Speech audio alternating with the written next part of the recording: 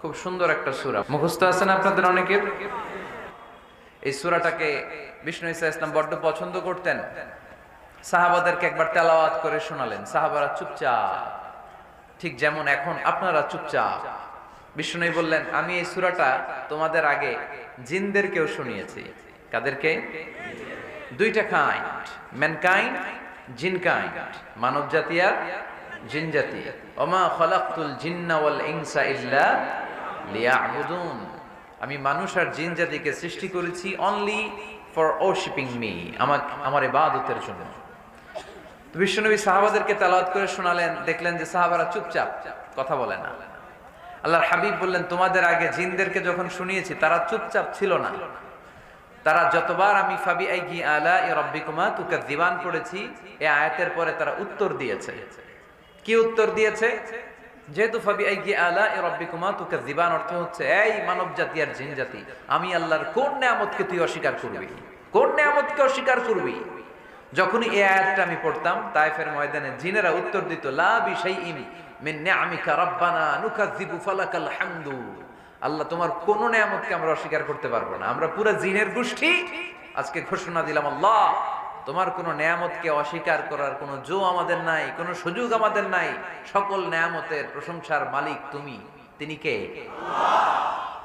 We cannot deny any of your mercies and blessings and the bounties, all praises to you. আল্লাহ, সব ক্ষমতার মালিক তুমি, সব প্রশংসার মালিক তুমি। একটা নিয়ামত অস্বীকার করার ক্ষমতা আমার নাই। এত ভালোবাসতেন বিষ্ণু ঈসা ইসলাম সূরাটাকে। এই সূরার আয়াত সংখ্যা ৭৮।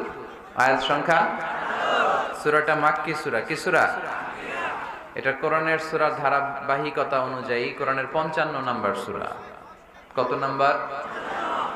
এবার প্রশ্ন করে উত্তর দেন। আয়াত সংখ্যা ৭৮। কত নাম্বার সূরা? মাক্কি না মাদানী? মাশাআল্লাহ। আবার বাইহাকির এক বর্ণনায় ইমাম বাইহাকি বলেন, আল্লাহর হাবিব সাল্লাল্লাহু আলাইহি ওয়াসাল্লাম ইরশাদ করেছেন, ইন্না লিকুল্লি শাইইন আরুস ওয়া আরুসুল কুরআনি সূরাতু আর-রাহমান। আলেম ওলামারা বলেন তো আরুস মানে কি? মাশাআল্লাহ, নববধূ। আরুস মানে নতুন বউ। আরুস মানে সবাই বলেন নতুন বউ, নববধূ।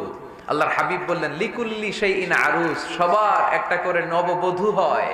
আর কোরআনের নববধূর নাম সূরা আর-রাহমান। আমার পরিচয় শুনো, পুরো সূরাটা আল্লাহর পরিচয়। কি করেছেন তিনি, কি নিয়ামত দিয়েছেন।